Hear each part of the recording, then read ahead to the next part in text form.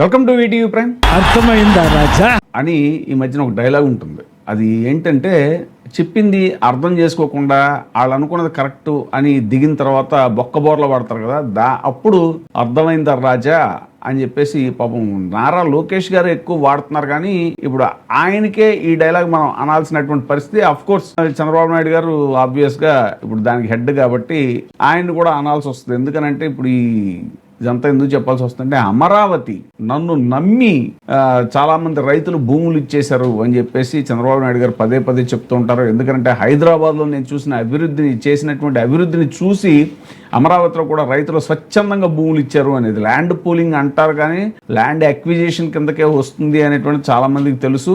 అదే టెక్నికల్గా land pooling అన్నా కూడా ల్యాండ్ పూలింగే కాదు, ల్యాండ్ గ్రాబింగ్ అని కూడా అనాలి. ఎందుకంటే చాలా మందిని బెదిరించి అక్కడ తీసుకున్నారు అనేటువంటిది మనకు తెలిసిన విషయమే. ఎందుకంటే బిగినింగ్లో అమరావతి ప్రపోజల్ వచ్చిన కొత్తలో 2016, 15, 16 ఆ టైంలో పవన్ కళ్యాణ్ గారే స్వయంగా అక్కడికి వెళ్ళి ఆయన అక్కడ ఏదో మజ్జిగ అన్నం కూడా తింటూ, పెరుగన్నం కూడా తింటూ, వాళ్ళు ఇచ్చిన అది కొండలో ఏదో తింటూ, ఇక్కడ రైతులకి ఇష్టం లేకుండా భూమి తీసుకుంటేనే అసలు ఊరుకోను అని చెప్పేసి అప్పుడు ప్రభుత్వం, అప్పుడు తెలుగుదేశం ప్రభుత్వానికి ఆయన వార్నింగ్ కూడా ఇచ్చినటువంటి పరిస్థితి. అయితే మరి ఇప్పుడు సరే మొత్తానికి 50,000 ఎకరాల దాకా సేకరించారు రైతులు. కొంతమంది స్వచ్ఛందంగా ఇచ్చారు, కొంతమందిని మభ్యపెట్టారు, కొంతమందిని దగ్గర బలవంతంగా లాక్కున్నారు. కానీ ఇంకా చాలా మంది రైతులు మోసపోవడానికి ఇష్టం లేక వాళ్ళు ఇవ్వలేదు. ఆ మధ్యన కొంతమంది ఇవ్వని రైతులు, ఇచ్చిన రైతులు కూడా జగన్మోహన్ రెడ్డి గారిని కలిశారు. మా సమస్యలు ఇలా ఉన్నాయి. ఇవ్వని రైతులకు ఏం చేస్తున్నారు, వాళ్ళు ఆ పొలాల్లోకి కరెంట్ కట్ చేసేయటం, వాటర్ కట్ చేసేయటం,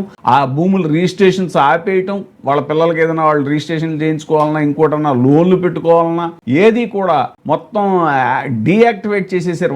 వాళ్ళకి అంటే వాళ్ళని ఆ భూములతోటి వాళ్ళకి ఎలాంటి లావాదేవీ లేకుండా చేసేసి ఆ రకంగా వాళ్ళని బెదిరించి భూములు లాక్కోవాలనేటువంటి ప్రయత్నం కూడా జరిగింది అనేటువంటిది వాళ్ళు వచ్చి మన జగన్మోహన్ రెడ్డి గారితో మొరపెట్టుకోవడం జరిగింది. ఇప్పుడు తాజాగా అసలు అమరావతిలో ఇలా చాలా మంది రైతులు పొలాలు ఇవ్వకపోవడంతో ఆ పొలాలు మధ్యలోంచి వెళ్లాల్సినటువంటి హైవేలో లేకపోతే రోడ్లో, యాక్సిస్ రోడ్లో, సీడ్ యాక్సిస్ రోడ్ అని ఇలా రకరకాలుగా రోడ్స్ అన్ని ఇన్ఫ్రాస్ట్రక్చర్ కావాలి కదా అక్కడ. అఫ్కోర్స్ దానికే చాలా వేల కోట్లు ఖర్చు అవుతుంది అనేటువంటిది మనకు తెలిసిన విషయమే. అదిగాక అక్కడ వరదలు వస్తే, వర్షాలు వస్తే ఆ వరద నీరు అంతా ఎత్తిపోయడానికి, అక్కడ జంగిల్ కటింగ్, తుప్పలు పెరిగిపోతే అవి కట్ చేయడానికి ఇన్నాళ్ళు కోట్లు ఖర్చు పెట్టారు. ఇప్పుడు తాజాగా రోడ్ల నిర్మాణ పనులు ఎక్కడికక్కడ ఆగిపోతున్నాయి. లేదంటే కొన్ని చోట్ల ఇంకా తప్పని పరిస్థితుల్లో ఆ పొలం అక్కడ లేక, ఆ పొలం ఇవ్వని పక్షంలో రైతులు అది ఇలా వంకర టెంకర్గా కూడా రోడ్లు వేసుకోవాల్సినటువంటి దుస్థితి అమరావతిలో నెలకొంది అనేటువంటిది ఇప్పుడు తాజాగా సమాచారం. ఈ సమాచారం అండర్లైన్, ఇది సాక్షిలో రాసిన సమాచారం కాదు, ఇది ఈనాడులో రాసినటువంటి సమాచారం. ఇలా అయితే ఎన్నాళ్ళకి పూర్తవుతుంది అని చెప్పేసి వాళ్ళు కథనం హెడ్డింగ్ కూడా పెట్టడం జరిగింది. అదే ఇప్పుడు మనం ఆ కథనాన్ని ప్రజెంట్ చేస్తున్నాము. ముఖ్యంగా ఒక్కొక్క పాయింట్ తీసుకుంటే, వెలగపూడి సమీపంలో E5 రోడ్డు అనేటువంటిది మొత్తం 19.46 కిలోమీటర్ల మేర నిర్మిస్తున్నటువంటి ఈ రహదారికి సంబంధించి ఇప్పటివరకు 20% మాత్రమే పనులు పూర్తయ్యాయి. ఓ రైతు భూమి ఇవ్వకపోవడంతో రోడ్డు పనులు ఇలా పొలానికి ముందు, పొలం తర్వాత అన్నట్టుగా అర్ధాంతరంగా నిలిచిపోయాయి. కనిపిస్తున్న దాన్ని పాలవాగు కాలువ అంటారు. ఈ కాలువ పనులు రాయపూడి వద్ద ఒక రైతు 3.2 ఎకరాల పొలం ఇవ్వకపోవడంతో అవి నిలిచిపోయాయి. పొలానికి అటు ఇటు కాలువ తవ్వి వదిలేయాల్సి వచ్చింది. తనకు జరీ భూమి ప్యాకేజీ ఇవ్వాలని రైతు డిమాండ్ చేస్తున్నారు. అంటే ఇలాగా ఏడాదిన్నర పూర్తవుతున్న కూటమి ప్రభుత్వం వచ్చి ఇంకేముంది, పరుగులు పెట్టేస్తుంది రాజధాని అని చెప్తున్నారు కదా. రాజధాని నిర్మాణ పనులు అవి ఇప్పటికీ ఒక్క ప్రధాన రహదారి నిర్మాణానికి కూడా పూర్తి స్థాయిలో భూమి అందుబాటులో లేదు. భూ సమీకరణలో భూములు ఇచ్చేందుకు కొందరు ముందుకు రాకపోవడంతో అవి చెదురుమదురుగా అక్కడో ముక్క ఎక్కడో ముక్క ఉండటంతో ప్రధాన రహదారుల నిర్మాణం, వాగులు, రిజర్వాయర్ల పనులకు తీవ్ర అవరోధం కలుగుతుంది. మధ్యలో రైతులు ఇవ్వని మొక్కను వదిలేసి అటు ఇటు రోడ్లు వేస్తున్నారు. ఆ రహదారి వినియోగంలోకి తేవాలి అనుకుంటే పనులు నిలిచిపోయిన చోట రోడ్డును తాత్కాలికంగా పక్క నుంచి వంపు తిప్పి వేస్తున్నారు. ఇలాంటి చోట తరచూ ప్రమాదాలు కూడా జరుగుతున్నాయి. నెక్స్ట్ ఇంకోటి చూస్తే, ఎమ్మెల్యేలు, ఎమ్మెల్సీల అపార్ట్మెంట్ టవర్ల సమీపంలో ఒక రైతు పొలం ఇవ్వలేదు. దీంతో అక్కడ సీడ్ యాక్సెస్ రోడ్డు ఓవైపు ఇలా సగం మాత్రం వేసి వదిలేయాల్సి వచ్చింది. ఇక్కడ ఉన్నటువంటి ఈ మలుపు కారణంగా వాహనదారులకి ఇది చాలా ప్రమాదకరంగా మారింది ఈ రోడ్డు. ఇదొకటి. నెక్స్ట్, సో ఇలా చూసుకుంటూ వెళ్తే రాజధానిలో మొత్తం 350 కిలోమీటర్ల పొడవునా 34 ప్రధాన రహదారులు నిర్మిస్తున్నారు. తూర్పు నుంచి పడమరకు వేసే రహదారులను ఈ సిరీస్తో, ఉత్తరం నుంచి దక్షిణానికి వేసే రహదారులను ఎన్ సిరీస్తో పిలుస్తున్నారు. ఈ ప్రధాన రహదారులకు సంబంధించి ఇంకా 200 ఎకరాల భూమి పెండింగ్ లో ఉంది. ఈ భూమి అంతా కూడా సుమారు 84 చోట్ల ఉంది. దీంతో ఆయా ప్రాంతాల్లో రహదారుల నిర్మాణం జాప్యం అవుతుంది. అత్యధికంగా పెనుమాకలో 46.70 ఎకరాలు పెండింగ్ లో ఉంది. E1, E10, E3, E4, E5, N2, N3, A, N3B రహదారులకు ఇది అవరోధంగా మారింది. నెడమరులో 40 ఎకరాలు, ఉండవలలో 31 ఎకరాలు, నవులూరులో 25 ఎకరాలు, రాయపూడిలో 19 ఎకరాల చొప్పున సేకరించాల్సి వచ్చింది. E2 రహదారిని లింగాయపాలెం నుంచి బోరుపాలెం వరకు నిర్మిస్తున్నారు. ఈ రోడ్డుకు సంబంధించి 2 చోట్ల 2 ఎకరాలు పెండింగ్ లో ఉంది. దీనిపై ఒక చోట బ్రిడ్జి కూడా నిర్మించాల్సి ఉంది. బ్రిడ్జి పనులు సగం పూర్తయ్యాయి. మిగతా సగం బ్రిడ్జికి సంబంధించి పైల్స్ వేయాల్సిన చోట భూ సమీకరణలో ఇవ్వని భూమి ఉంది. కాబట్టి ఆ భూమి ఇస్తే గానీ బ్రిడ్జి నిర్మాణం పూర్తి అవ్వదు. N14 రహదారిని బోరుపాలెం నుంచి శాఖమూరు వరకు నిర్మిస్తున్నారు. పొడవు 8 కిలోమీటర్లు. ఆ రహదారికి సంబంధించి 8 ఎకరాలు పెండింగ్ లో ఉంది. తాగునీటి సరఫరా, వర్షపు నీటి పారుదల వంటి యూటిలిటీస్ నిర్మాణానికి ఇది అడ్డంకిగా మారింది. ఇదొకటి. నెక్స్ట్, మంతెన సత్యనారాయణ రాజు ఆశ్రమం, ప్రకాశ్ బ్యారేజీ, ఈ రెండింటి మధ్య నిర్మిస్తున్నటువంటి సీడ్ యాక్సెస్ రోడ్డు పరిస్థితి ఇవి ఇప్పుడు మీరు ఫోటోలో చూస్తున్నారు కదా, అదనమాట.